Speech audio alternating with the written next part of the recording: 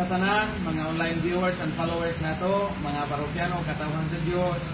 Usa ka malipayong adlaw, August 22, 2024. Fiesta karon sa Queenship of Mary. Si Mama Mary is Reina sa langit o sa yuta. Nihit ang kahigayunan nga magkatapok ka o magkatigong ka sa pamilya, especially o managpo na kinagiyahay na kita sa tagsitangsa na ito ka mga trabaho kung buhaton.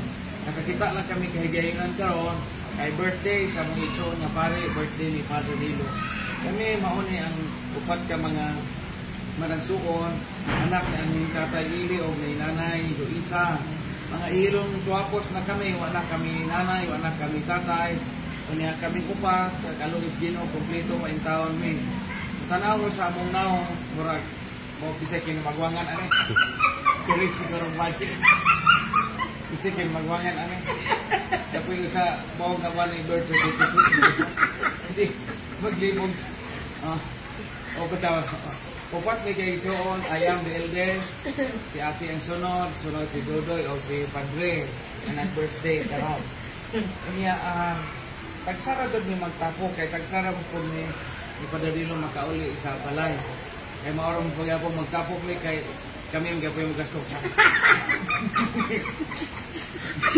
Mga nang arong, kaya po mo kung sa si Brito, arong makadaginot, di kanunay mo uli siya. Halipay mi karon ka nagtatapok ni ini ko sa bawog anong gatiniil ko sa pagkat mo ato matag siya first karon magpalit og swalo ang kanang nabasa na ni na na pagbalik na nabasa na po ni kasi itigog pa ni puro krong domingo kita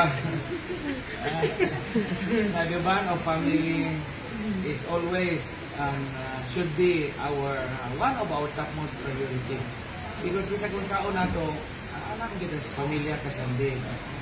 Kung ito, mga batanon karon o nila mo magununa sa inyong pamilya, ayaw mo pangana. Okay? Ibisag, mag-away ta sa pamilya, magkasumpapit ta, mag-away ta duta, mag-away ta galing baboy, mag-away ta manok, mag-away ta mga kabilin. That's part of life. But at the end of the day, importante gid ang maayo nga kalambiditan sa pamilya. Sabi na ako, kay ako gid na magwangan nilang tulo, nilang namong upat o nakaabot ko nilang tulo nga gagmay pagod sila labi na kining duha.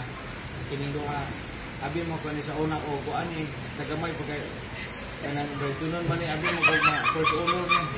Pag gumangkit katulo man day magiduan. Salamat guys. Good vibes. Happy birthday sa Daniel.